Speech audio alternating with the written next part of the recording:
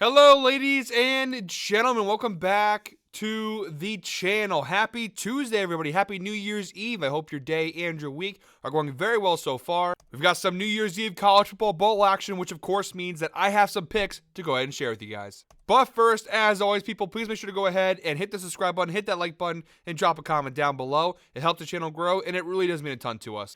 All right, guys, with a new day and a new week comes some new opportunities to go ahead and make some money. This is where college football postseason starts to get really, really juicy. New Year's Eve and New Year's Day. My New Year's Day video will be coming out later today on Tuesday. A little bit of a late start here on our Tuesday New Year's Eve video, so let's not waste too much time. Let's jump right into today's picks. I've got 7 picks to go and share with you guys in today's college football slate. We got one playoff game and a bunch of really exciting bowl games. Can't wait to break these down and talk to you guys about these games. Let's not waste any time. Let's jump right in. Jumping right into the outlier screen, guys, our first pick in today's slate comes from our first bowl game. We've got Alabama, Michigan, 12 p.m. kickoff today. Like I said, I do apologize. I know this video is going to come out about 10:30-ish, so I do apologize for the fact that the game kicks off in an hour and a half and you're just getting the video now. But better late than never. So my first pick, we're going Bama minus 16.5. Now, this spread has been rising. I mean, just go back to a week ago on Christmas Eve. You see 2:50 p.m. on Christmas Eve. We had minus 12.5 as the line in this game. And at the time of recording, it's now jumped all the way up to 16.5. We've seen a massive jump over the last couple of days. And believe it or not, despite the fact the line has jumped so much, we have a lot of sharp action still on Alabama. Only 55% of the public tickets right now are on the Crimson Tide, yet 72% of the money is on Alabama. So you do see that the sharps are hammering Alabama right now. So we're going to go ahead and align with the sharps here. Even if this is increased line of 16.5, I still like Bama. The big thing here for Bama, and probably why the line has changed the way that it has, is the fact that quarterback Jalen Milroe is playing in this game. Now, is he going to pull Cam Ward like he did with that Miami Bowl game where he leaves at halftime once he gets his records and whatnot? Hopefully not. We'll see what happens with that. But Jalen Milroe is playing. Now, I can go ahead and talk about for hours all the guys who are opting out. I'd say this in every one of my bowl videos. It's stupid. It sucks the way that college football is structured right now. The fact that we have playoff games and bowl games at the same time, that transfer portal and, guys opting out for the draft, which I guess has always been a thing, but more recently the transfer portal and stuff like that has really ravaged these games. And it sucks because I think Alabama versus Michigan could have been a pretty fun rematch of last year's playoff game in this bowl game, but both sides are missing a lot of key players. At the end of the day, though, Michigan is the team that's more stricken by these opt-outs and transfer portals and whatnot because of the fact that a lot of the key players that are opting out for Michigan are on the defensive side of the football. Michigan, it's been no secret offensively this year, they have struggled. It's the reason why they weren't one of the best teams in college football. Now, they are coming off a massive win, which is basically their Super Bowl, when they beat Ohio State in the regular season finale.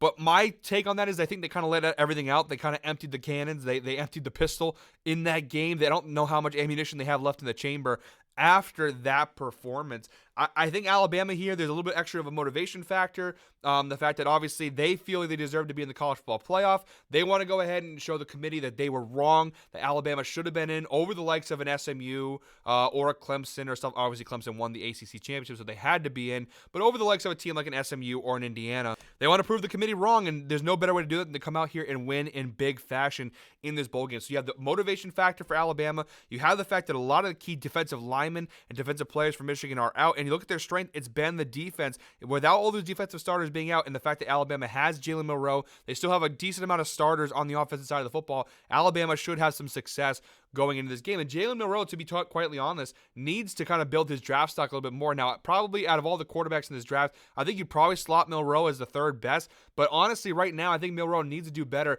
at building up that draft stock. This could be a good chance to go ahead and do that here. I just think Michigan, they let it all out against that Ohio State game. I don't know how motivated they're going to be. They're missing a lot of key players. Like I said, I can go through the data. It's tough because both sides are missing a lot of the key players that make this data the way it is. But I do think that Alabama, with Jalen Milroe, with the pieces they still have present, are the better team in this spot. I think Michigan, they had, like I said, they won their Super Bowl. They beat Ohio State. I think they're going to roll over in this game. Alabama minus 16.5 seems like the play. And actually, piggybacking off of that, guys, my second pick in today's slate, we're actually going with Alabama first half minus 9.5. Like I said, I think Bama will absolutely run the score up in this game as much as they possibly can. Again, Michigan defensively, they're not going to be a rollover team. They're still going to play. They're still going to be a solid defense, but I just don't think they're going to be as strong of a defense as they normally are. Now, Alabama, I think you could see them go even harder in the beginning because, again, Jalen Milroe, he is obviously going to the draft now. I don't think they want to necessarily have him in all 4 quarters. I think they're going to play really, really hard in the first half. You could see maybe fourth quarter they bench Milroe, put a backup quarterback in.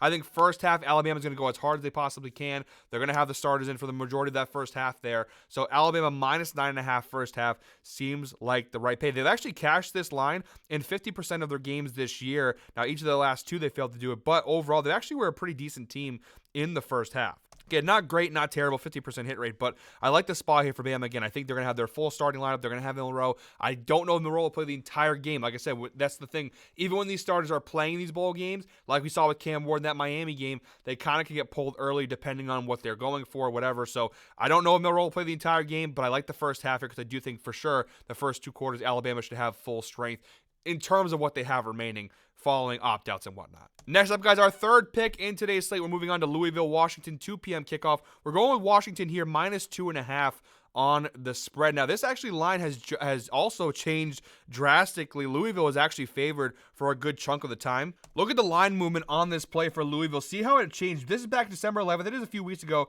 Louisville minus 3.5, and it kind of stayed. You see here minus 2.5 as we go through the holiday season into Christmas Eve. After Christmas, the Louisville is still 2.5, and then you start to see as we get closer and closer to this week, the line start to flip, and then just today, a massive change in the spread here, going from Louisville being a 2.5-point favorite to now becoming a 2.5-point underdog. Right here, you see it right here, 9:37 a.m. At 9:19 a.m., Louisville was still a minus 2.5-point favorite, and now they are a 2.5-point underdog. So massive line movement, and obviously you see the sharp action seems to be on Washington. Just 28% of the public bets are on the Huskies, yet 45% of the public money is on Washington. So you see the sharps are coming in, and they are adjusting that line because of that. So based on that line movement, I'm going to go ahead and align with the sharps here and go Washington minus 2.5, and now Louisville obviously losing their quarterback Tyler Shue. Again, guys, Louisville's missing a lot of pieces, so isn't Washington, but I think Louisville's losses are so much greater. They're missing top wideout, top quarterback, top edge rusher. They're missing a lot of key pieces here. Washington does have this nice freshman dual threat quarterback who did at least get a little bit of playing time this season, and dual threat quarterbacks have given Louisville some trouble this year. So Devin Williams, the freshman quarterback for Washington, I think he could have some success here against this Louisville defense. And if we've seen anything from these ACC teams this year, when they're playing within the ACC, they look good, but when they played out of conference, they haven't looked as spectacular. Washington, kind of a rough season this year, but overall, they were still a decent team. Defensively, top 50 team in the nation, top 40 actually, 5th in passing yards, 81st in rushing yards, so you can run on them, but again, how effective is Louisville's offense going to be with all the losses they have? That's obviously something to consider here. And again, although Louisville stacks up pretty decent defense, they are a top 50 scoring defense, and they look okay in some of these categories. They're missing some key pieces, and this is against mostly an ACC schedule. If we go ahead and look at strength of schedule for Louisville this year, they actually had a decent schedule, 32nd, so actually not too terrible, but Washington 16. This Washington team is very much battle-tested.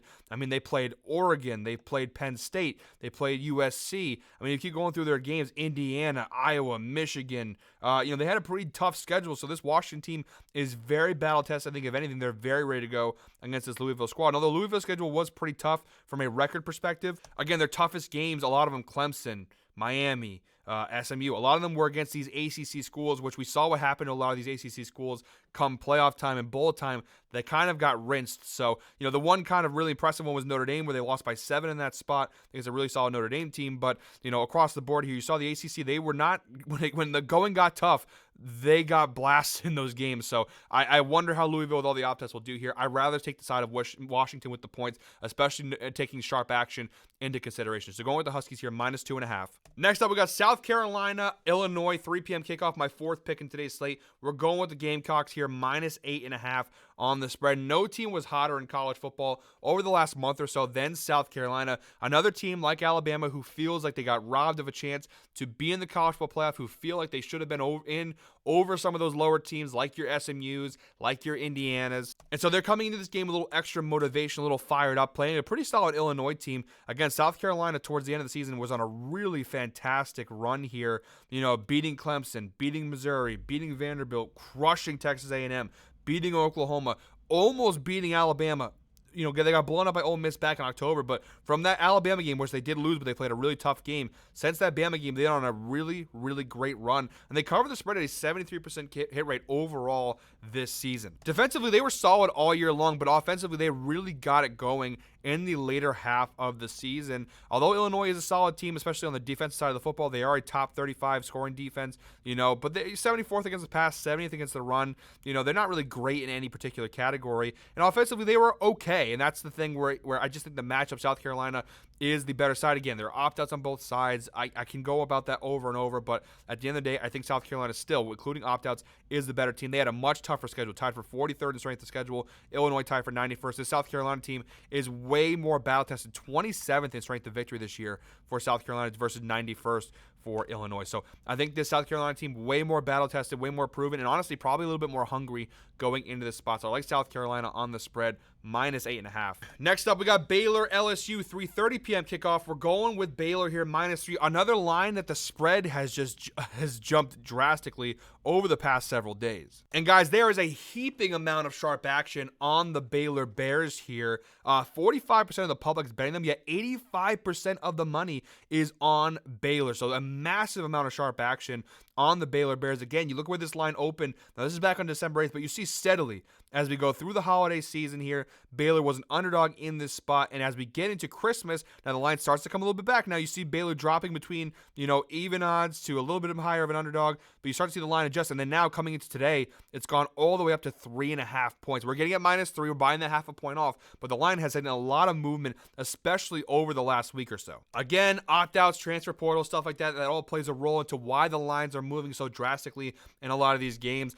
Ultimately, Chip Kelly, might as well be Chip Kelly, honestly. Brian Kelly, in his career, has struggled in bowl games here. This is an LSU team that may just not take this game too seriously. This is a team that had college football playoff aspirations this season and fell way short of that expectation. You could probably see them coming in this game not taking it as seriously, knowing that they wanted to be in a playoff game. They wanted to play in a more premier bowl game at the very least, and they end up playing a Baylor team that actually is rising. We just talked about South Carolina, how they were one of the hottest teams. Baylor had a really, really impressive, strong finish to the season. You see here a 73% cover rate overall this year against the spread, which obviously is really solid. At this line of -3, a 58% hit rate. So really good numbers here for Baylor. And if we go ahead and narrow this down to the last 5 games for the Baylor Bears, 100% cover rate against the spread with some pretty big wins in there too. I mean, TCU, Houston, Kansas. Kansas was a really hot team going into that game as well. Baylor, really strong finish to the season for the Baylor Bears, who are trending absolutely in the right direction. Even though some of their losses, they played really well. They played Colorado tight. They played BYU tight.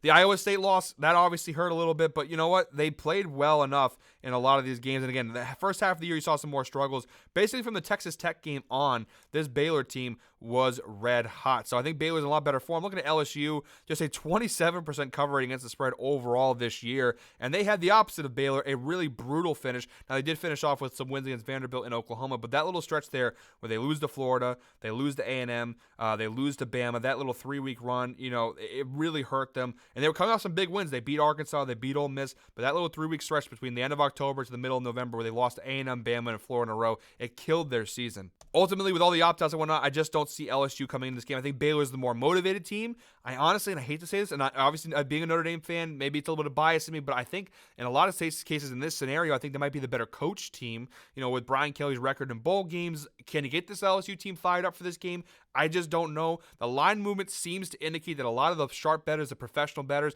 are riding with Baylor in this spot. So I'm going to go ahead and tail the sharps. We're going Baylor -3 here against LSU. And wrapping things up, guys, we got 2 picks left, both coming from the final game in today's slate, the college football playoff quarterfinals. Guys, we're about to hit the 14 minutes, not the 18-minute mark just yet, the 14-minute mark in today's video. If you are still watching, please drop a comment 14 down below in the comment section. As always, guys, we appreciate those who watch all the way through the videos. We put a lot of work into them, so it really does mean a lot to us for those who watch all the way through. Also, make sure to check out the Fade Me store. The link will be in the description down below, as well as in the GuyBoston.com website, GuyBostonSports.com website.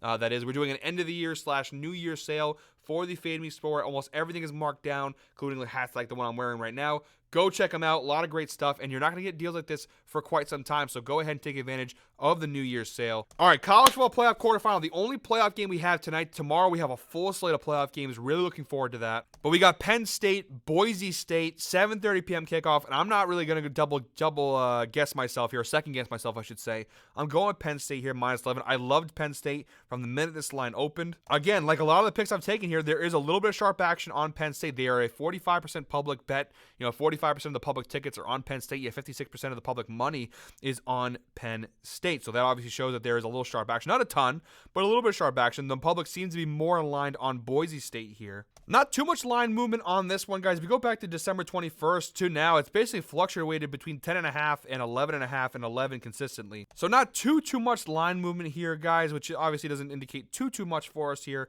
But I just think Penn State is the way better team. Look at Boise State. Credit to them. They had an incredible season. And they played tough games. I mean, they played Oregon back in September. Now, granted, it was months ago, but they almost beat Oregon. There was a 3-point loss. It was by far their most, even in a loss, it was their most impressive game on the season. They had a 100% cover rate this year, too, by the way, at this +11 line. So they didn't get blown out much this year. Now, we do have to address the fact that their strength of schedule. Yes, they have that Oregon game there, but overall they were tied for 88th in strength of schedule. Not a very tough season for Boise State from a schedule perspective. Take that Oregon game out of the equation, and they didn't play a lot of great teams. And the strength of victory goes to show that they actually were 48th in strength of victory, so not too bad. Penn State 55th. However, Penn State in strength of schedule 79th. So neither of the teams were super battle tested. Penn State a little more tested than Boise State was. But from a matchup perspective, I think Boise State's going to struggle here with Penn State quite a bit. Penn State defensively, they are built to stop Boise State's biggest strength, which is their running game. This is a top 10 run defense in college football in the Nittany Lions, 7th best, only giving up 100 rushing yards per game. Now, look, I'm sure Ashton GT will have some success on the ground, but I do think Penn State has the defense to go ahead and at least slow down this Boise State offense. So I like Penn State a lot here with their run defense. They also have a pretty solid pass defense, and Boise State, not a very good passing team in general. So offensively, yes, Boise State has scored a lot of points, but they lean in that running game. I don't know how much they're going to be able to lean into that running game here against a Penn State defense that is built to stop the run. So kind of a tough spot here for Boise State's offense, which is their big strength, because if you look at the other side, defensively, now they were 32nd in scoring defense, which actually wasn't too bad, but you look at right here, a massive discrepancy in their passing defense. This team can be thrown on legitimately. 109th in passing yards allowed, almost 250 passing yards per game, about 247 per game they're giving up. Penn State, which was not a great passing offense, they do have a solid quarterback in Drew Allar. They've got a solid offensive line. They could go ahead and air it out a little bit on this Boise State defense. But either way, even if they want to go ahead and run the ball, this is a top 20 rushing offense in college football. Now, Boise State was pretty solid against the run, but again, you have to take into account the strength of schedule. What kind of offense were they playing? You know what I mean? Like, have they faced an offensive line like Penn State's besides the Oregon game with their running attack that they have? And again, I know strength of schedule, strength of victory. The numbers are actually pretty close between Penn State and Boise State, but I do have my questions surrounding Boise State's defense. How are they going to stop this Penn State offense? On the flip side, if Ashton GT can't have a big game, how is Boise State going to score points in this spot? I have a lot of doubts with Boise State. Listen, they had a great season, and the one time they played a game pretty close to this was Oregon. The problem is that was only back on September 7th, so a lot of time has passed since then. Are they going to be able to put up a similar performance? I just don't know. So I do like the spot here for Penn State -11. I just think that defensively, they're going to be really tough for Boise State, and offensively, I just don't know how Boise State's defense will be able to slow them down. So I like Penn State here on the spread -11. And then piggybacking off of that, we're going Penn State team total over 32.5 points is my final pick in today's video. It's -125 on FanDuel here. They've cashed it in 64% of their games this year. 9 out of 14 games they've cashed the over, averaging 33.93 points per game this season. If we go ahead and narrow that down to just the last 5 games, this team's been in really solid form. 80% hit rate over the last 5 games for their last 5, averaging 38.8 points per game. And they played some good teams. I mean, not, SMU, Oregon, they cashed in both. That was a playoff game here. This one, Oregon, obviously one of the best defensive teams in the nation. The only time they missed it was versus Minnesota back on November 23rd. They scored 26 points in that spot. But again, overall this year, a really solid showing from Penn State in a lot of these numbers. So I like the spot here on this team total over. I just don't know how Boise State defensively is going to be able to match up with Penn State. Again, the closest game I could look at for Boise was Oregon. They gave up 37 points in that game. I think Oregon's a little bit better offensively, of course, than Penn State, but I think Penn State's going to be in really good form coming into this one. So I like the Nittany Lions here over 32.5 and the spread -11. So guys, that is it for me today. Thank you very much as always for watching. One more time, please make sure to go ahead and hit the subscribe button, hit that like button, and drop a comment down below. Again, we got a lot of videos coming this week for the college football playoff and whatnot. So you're going to have videos coming obviously later today for tomorrow's games. Trying to get an earlier start on the video for that. For those who are looking for the NBA player props video, it is coming out today. It'll be just coming out a little bit later today. I'm trying to give time for the college football picks video to kind of have some time for itself before we go ahead and drop the NBA video. So that'll probably be out closer to like 12:30, 1 o'clock today. And then again, later on in the evening, you'll go ahead and see the picks video for the college football playoff games for tomorrow. Guys, I hope you have a happy New Year's. Be safe, drink responsibly, have fun, but make sure to be safe. You don't want to ruin or start the new year off on a horrible start because of one bad decision or a couple of bad decisions. Have fun, but just be safe. I want to thank you guys very much for watching all year long as we end 2024. I am incredibly appreciative and incredibly thankful for everybody in the Guy Boston sports community over the past year. Has been incredible. We've had some really high highs, like hitting 100,000 subscribers. We also had some low lows, like getting our YouTube channel kind of suspended for a little bit here for reasons that we still don't know, but we're not going to get into that right now. But it's been a great year, another great year of growth here at Guy Boston Sports, another great year of doing college football picks between last season, the end of last season, and then this year. Obviously, I'll be back next year with more college football picks, but really do appreciate you guys for always supporting, watching, whether you're fading, you're tailing, you're praising, you're criticizing, you're hating, whatever the case may be. We really do appreciate you guys. So thank you very much for the year-round support. We're hoping for a bigger and better 2025. The moon is the limit, and even that's not even the limit really for where we want to take this thing, Ev, Trey, and I. So thank you very much, guys. We'll see you later on today, tomorrow, all that good stuff. But until then, hope you're all winners. Enjoy today's college football bowl games. Let's go ahead and make some money.